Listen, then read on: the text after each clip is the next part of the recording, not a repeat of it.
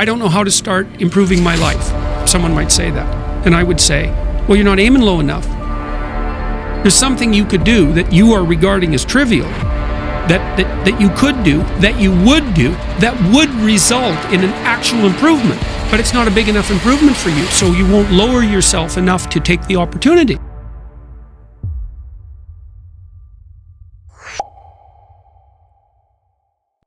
Compare yourself to who you were yesterday, not to who someone else is today. You need to have a hierarchy of improvement. You need to be aiming for something, and that means you're going to be lesser than people who've already attained along that dimension. Yes. And that can give rise to envy. So the question is, who should you defeat in the final analysis? And the answer is, you should defeat your former self. You should be constantly trying to do that. And you're the right control for yourself too, because you're the one who's had all your advantages and disadvantages. And so if you want to compete fairly with someone, then you should be competing with you. If you're improving yourself, then what you are doing is competing with your lesser self. And then you might also ask, well, what is that lesser self? And that lesser self would be resentful and bitter and aggressive and vengeance-seeking and all of those things that go along with having a negative moral character. And those are things that interfere with your ability to progress as you move forward through life. Personal responsibility is to compete with yourself, is to be slightly better than yourself the next day. Yes. And it better in some way that you can actually manage, and that's humility. It's right, like, well, I'm a flawed person, I've got all my problems. Could I be as good as person X? It's like not the right question. The right question is, could you be slightly better tomorrow than your currently flawed self? And the answer to that is, if you have enough humility to set the bar properly low, then you could be better tomorrow than you are today. Because what you also have to do is you have to say, well, here's all my flaws and my insufficiencies, and the best that someone that flawed and insufficient could do to improve and actually do it is this. And that means you actually are on the pathway to self-improvement, and you're transcending your former self. When you're a kid, you're all potential. It's chaotic potential. It can manifest itself in any number of ways. And maybe you don't want to give that up. So you're like Peter Pan. You want to be a kid forever because you don't want to give up the potential. And you look out in the world and all you see are Captain Hooks, who've lost a hand, who are chased by death because that's the clock in the crocodile. It's already got a taste of him. He's terrified by death and he's a tyrant. Well, I don't want to grow up to be that. So I won't be disciplined at all. Well, that's no good, because the way the potential transforms itself into actuality is through discipline. You have to pick a path of discipline. That's why I often tell my clients, especially young people, they say, well, I don't know what to do. It's like, that's okay. Nobody does. Go do something. Do the best thing that you can think of. Put the best plan you have into practice. It's not going to be perfect, and it will change along the way, but it will change partly because you become disciplined pursuing the path. And as you become disciplined, you become wiser. And as you become wiser, you become able to formulate better and better plans. So you can start vaguely and confused and develop a plan that's not so great, and you start to implement it, and then you accrue incremental wisdom as you implement your flawed plan, and that enables you to fix the plan. And so that's part of that process of incremental self-improvement as well. The hero is the person who confronts horrible, chaotic potential and tames it and makes something of it, right? That's the fundamental human story. But the problem is that you have to face what you don't want to face in order to fix it. Yeah. And so you look at all the things about yourself that need to be burned off, that need to be dispensed with. And that, man, especially at the beginning, especially if you're screwed up, that may be like 95% of you just has to go up in flames.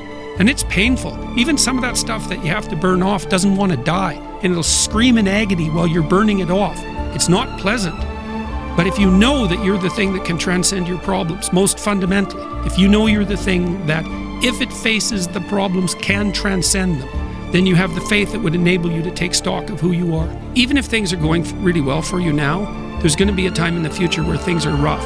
You're going to be ill, family member's going to be ill, a dream is going to fall apart, you're going to be uncertain about your employment status. Like the flood is coming, right? The apocalypse is coming. It's always the case in life. And you have to be prepared for it. And the question is how to prepare for it. And the answer to that is to find a way of being that works even under the direst of circumstances. That's the issue. And so you outline, and I am pessimistic about this in my approach in some sense, because when I'm talking to my audiences, and the same thing happened in my book, Maps of Meaning, and in 12 Rules for Life, I'm laying out the worst case scenario. And that's sort of like hell. It's things are going really badly for you, and that there's just chance associated with that sometimes. And you and the people around you are doing stupid things to make it worse. It's like, okay, what have you got under those circumstances? You've got the possibility to slowly raise yourself out of the mire. You've got the possibility to do just what the fighter does when he's defeated, which is to say, well, regardless of the circumstances that might have led to my defeat, like even if there were errors on the part of the referee, this is no time to whine about it. This is a time to take stock of what I did wrong so that I could improve it into the future. And that's the right attitude. If things aren't working out, it's my fault. And that's a hell of a presupposition. And you might say, well, of course, it's that underestimates the degree to which there's systemic oppression, et cetera, and the vagaries of fate. It's like it doesn't underestimate it. It's not the point. The point is your best strategic position is, how am I insufficient and how can I rectify that? That's what you've got. And the thing is, you are insufficient and you could rectify it. Both of those are within your grasp. I don't know how to start improving my life. Someone might say that. And I would say, well, you're not aiming low enough. There's something you could do that you are regarding as trivial, that you could do, that you would do, that would result in an actual improvement. But it's not a big enough improvement for you, so you won't lower yourself enough to take the opportunity. Well, what do you do when you go and lift weights? Yeah. You don't go and, like if you haven't bench pressed before, you don't put 400 pounds on the damn bar and drop the bar through your skull. When I started working out when I was a kid, I was weighed about 130 pounds and I was 6'1". I was a thin kid and I smoked a lot. I wasn't in good shape. I wasn't in good physical shape.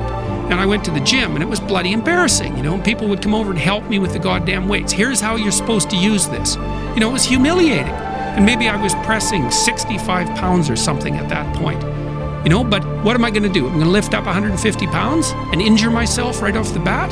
No, I had to go in there and strip down and put my skinny goddamn self in front of the mirror and think, son of a bitch, there's all these monsters in the gym who've been lifting weights for 10 years and I'm struggling to get 50 pounds off the bar. Tough luck for me. But I could lift 50 pounds. And it wasn't very long until I could lift 75. And, well, you know how it goes. And I never injured myself when I was weightlifting. And the reason for that was I never pushed myself past where I knew I could go. And I pushed myself a lot. I gained 35 pounds of muscle in about 3 years in university. I kind of had to quit because I was eating so goddamn much I couldn't stand it. I was eating like 6 meals a day. It was just taking up too much time. But there's a humility in determining what it is that the wretched creature that you are can actually manage. Aim low. And I don't mean don't aim, and I don't mean don't aim up. But you have to accept the fact that you can set yourself a goal that you can attain, and there's not going to be much glory in it to begin with. Because if you're not in very good shape, the goal that you could attain tomorrow isn't very glorious. But it's a hell of a lot better than nothing, and it beats the hell out of bitterness, and it's way better than blaming someone else. It's way less dangerous. And you could do it. There's a statement in the New Testament. It's called the Matthew Principle, and economists use it to describe how the economy in the world works. To those who have everything, more will be given. From those who have nothing, everything will be taken.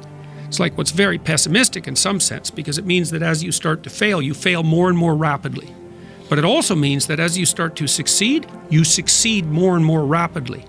And so you take an incremental step and, well, now you can lift 55 pounds instead of 52.5 pounds. You think, well, what the hell's that? It's like, it's one step on a very long journey. And so it starts to compound on you. So a small step today puts you in a position to take a slightly bigger step the next day. And then that puts you in a position to take a slightly bigger step the next day. And you do that for 2 or 3 years, man, you're starting to stride. I'm in a dark place and I'm a dark person. And here's some things that this dark person in this dark place could do. Little things that they could actually do. I'll clean up my damn room. I'll make my bed. I don't know how many people have come and told me. It's so strange. They said, well, I started making my bed and that made all the difference. It's like, well, yeah, you decided to aim up, man. And the first concrete instantiation of that was that you made your bed. And you think, well, that's nothing heroic. It's like, no, but aiming up is heroic. That's something. And then lowering yourself to the point where you're not above the mess in your room. You're not superordinate to that. You lower yourself so that you straighten up. You're grateful for what you have right in front of you and you take care of it and you put it in order. It's like all of a sudden things start to get better. But the self-esteem movements and all of that will accept yourself the way you are. It's like, no, because you need a trajectory. And one of the things that that I think one of the reasons that audiences are responding to what I've been saying in my lectures and what I've been writing about is that I don't tell people that they're okay the way they are. No, I say, no, you could be way more than you are. And they're relieved about that, you see, because if you're in a dark and terrible place and someone says you're okay the way you are, then you don't know what to do about that. It's like, no, I'm not. I'm having a terrible time and I'm hopeless. You're okay the way you are. Well, then what? That's it? That's where I am? And what do you want to tell a young person? You're 17. You're okay the way you are. It's like, no, you're not. You got 60 years to be better. And you could be way better. You could be incomparably better across multiple dimensions. And in pursuing that better, that's where you'll find the meaning in your life. And that will give you the antidote to the suffering.